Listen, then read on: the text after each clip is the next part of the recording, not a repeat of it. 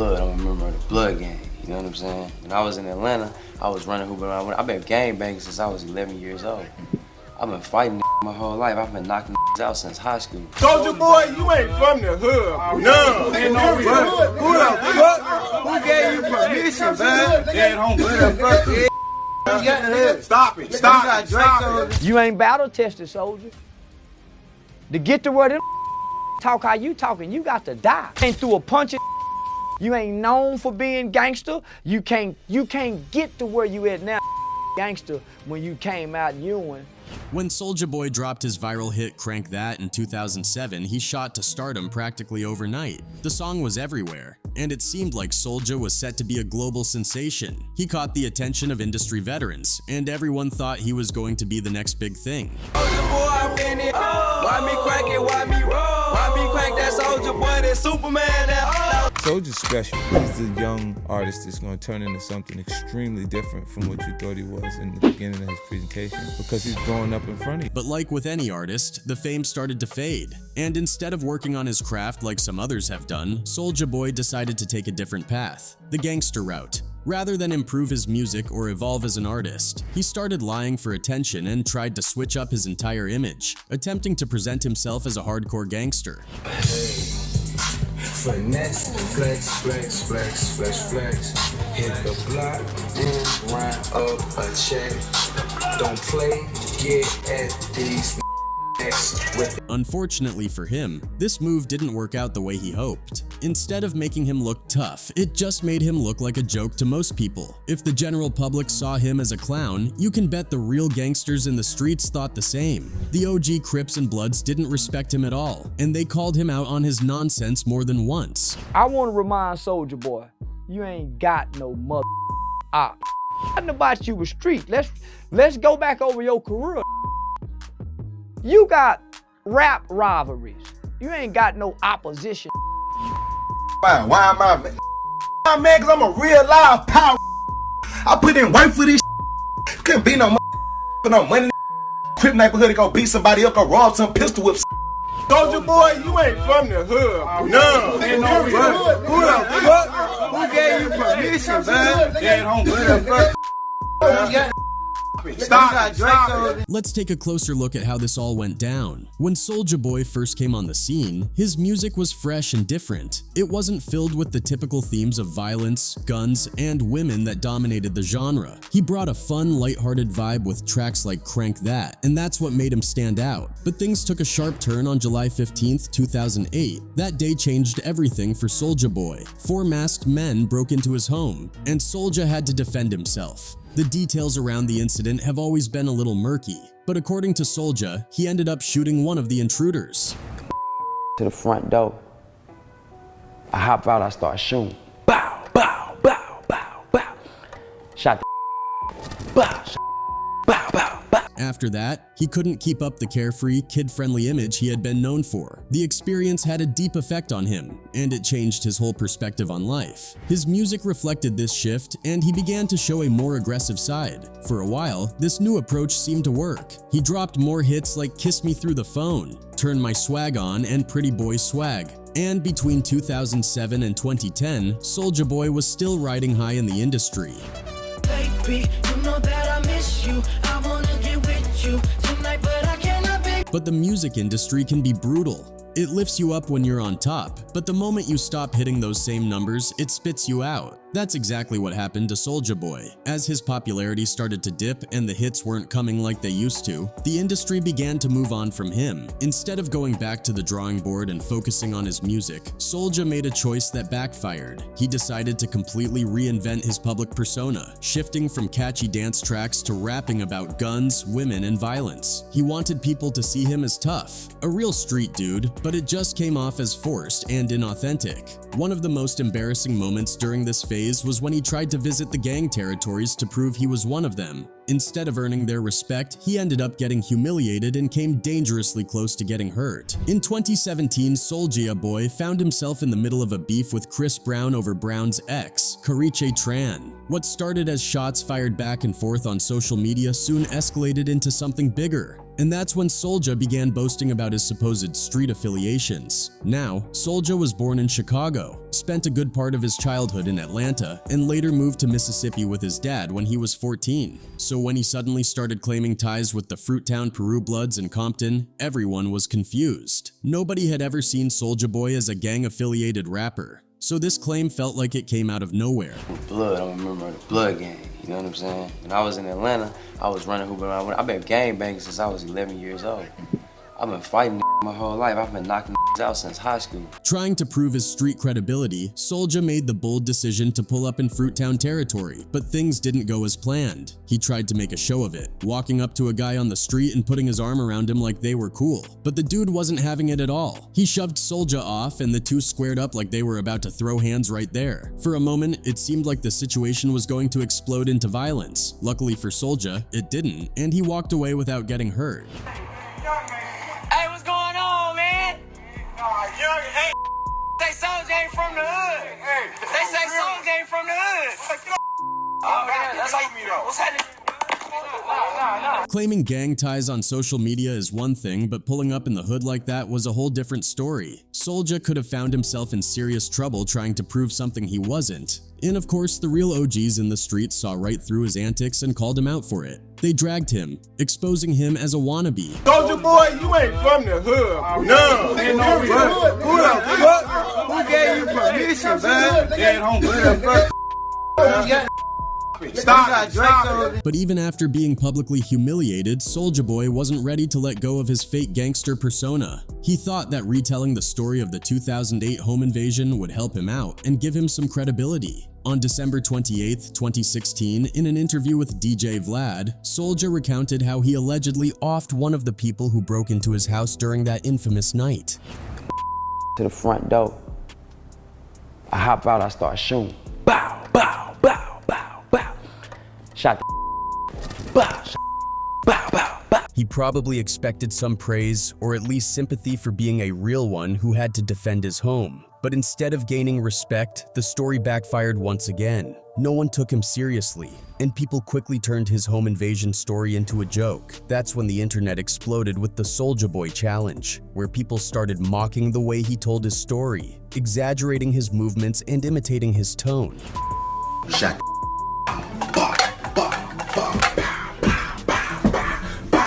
Came back downstairs, shot again. His own celebrity friends even joined in, making it clear that they didn't believe a word of what he was saying. To add insult to injury, DJ Vlad went so far as to interview the people who allegedly broke into Soulja's house, further undermining his story. For Soulja Boy, this wasn't just some funny internet trend. He hated the Soulja Boy challenge. It was clear that being turned into a meme really got to him. He later admitted that the home invasion was the reason he became more violent and why his music took on a darker, edgier tone. He tried to explain that the trauma of that night had fundamentally changed him, but even then, people didn't take him seriously. I want to talk about some Soulja Boy challenge. What y'all mad because I made it out?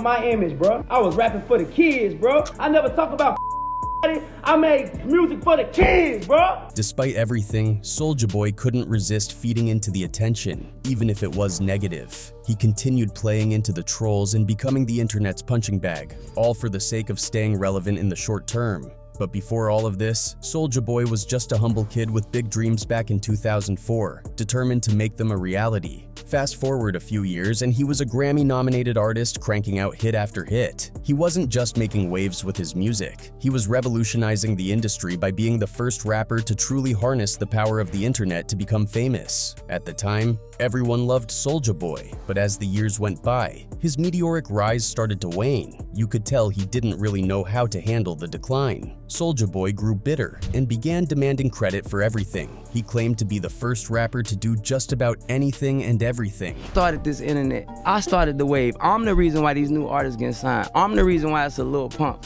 I discovered Chief Keef. While it was funny at times, there was a kernel of truth to his boasts. He was actually one of the first rappers on YouTube and the first to get his hands on an iPhone. More importantly, he was among the first artists to upload his music to the internet at a time when everyone else was still pushing CDs. Despite how he might come off now, let's be honest, sometimes incredibly dumb. Back then, he was ahead of his time and pretty smart for his age. He leveraged platforms like YouTube and MySpace, posting vlogs, challenges, and dance videos to promote his music. Blase, you know, after that, I really transferred all of my fans over to MySpace/YouTube, so I was really just capitalizing off of everything as far as the YouTube videos and the MySpace music and the photos. They want to see the artist, they want to hear the artist, they want to, you know, they want to feel as if they know the artist. And basically, that's how I capitalize off of the internet. I just really use all the different aspects of it and combine it into one thing, which is my website. In 2007, at just 17 years old, he released Crank That, which remains his biggest hit to this day. Everyone was doing the Crank That dance. Just like that, Soulja Boy became the first ever internet rap star. He understood and used the internet to his advantage before anyone else, landing spots on popular shows like TRL and 106 & Park, which were huge for hip-hop at the time.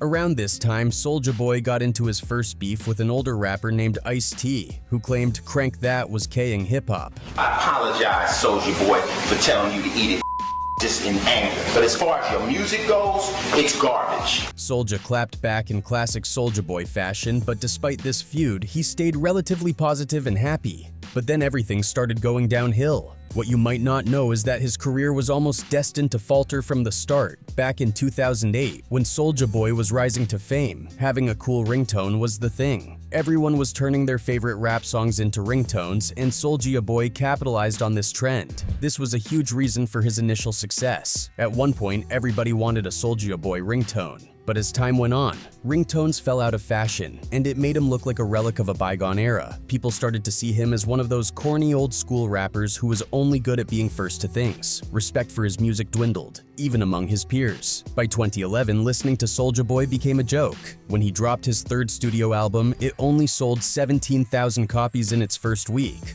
Soulja Boy even considered quitting rap. In 2011, his new music just couldn't compete with heavyweights like Lil Wayne, Drake, and Kanye. Despite being smart enough to use the internet to launch his career, he couldn't keep it alive when more talented artists entered the scene. His mental health clearly took a hit. No longer being the top dog made him bitter. Instead of focusing on improving his music and honing his craft, Soulja Boy decided to reinvent his public image. He shifted from making catchy dance songs to rapping about guns, women, and violence. He wanted the world to see him as tough, and more importantly, he craved respect from his peers. Soulja Boy also started beefing with anyone and everyone. Take the Migos, for instance. The song Versace was their big break, but not many people know that the beat for Versace was originally Soulja Boy's. Versace, Medusa head on me like Illuminati. I know that you like it. Versace, my neck and my wrist is so sloppy. He gave it to the Migos because he thought it suited them better. Before they blew up, Soulja Boy and the Migos collaborated on several tracks and were good friends. But if there's one thing Soulja Boy is good at, it's ruining relationships. In 2016, he dissed Lil Yachty, an up-and-coming artist who was also friends with the Migos. Ugly as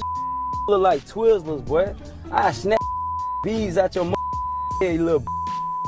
Naturally, the Migos cut ties with Soulja Boy, and you can imagine how he took that. He went on a 10-minute rant about Quavo and even tried calling him. Got the phone, Quavo.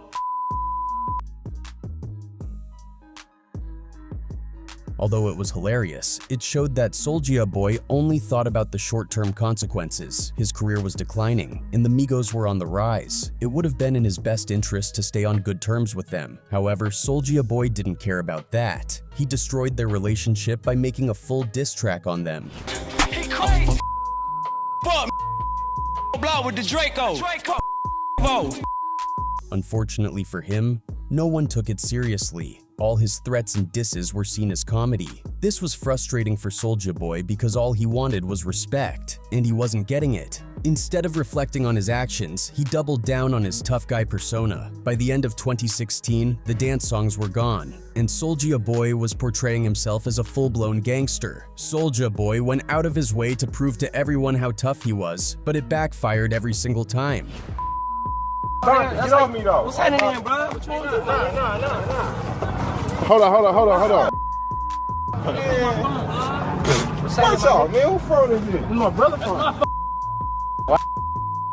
Now, like everyone else, Soulja Boy liked to make quick money, but the way he went about it made him look horrible. He endorsed things like the Soulja Boy console, the Soulja phone, and the Soulja Boy watch. These business ventures ultimately made him look like a complete fool because they were obvious scams. Thing is trash, just like Soulja Boy's trash, and I'm never going to use it again. Obviously don't buy one of these. Don't even buy this for $80. Each of his Soulja creations was a direct copy of an existing product. He almost got sued by Nintendo for not licensing the thousands of games he put on his Soulja Boy console. By the end of 2018, due to his failed business ventures, Soulja decided it was time to return to the music industry. However, he had no plans to actually make good music. He realized that people only paid attention to him when he was either beefing with someone or upset and screaming about something, so he decided to do both. Soulja Boy started a heavily one-sided beef with Drake, accusing him of stealing his song. This all started because Drake tried to pay homage to Soulja Boy in one of his earlier songs from 2010 named Miss Me.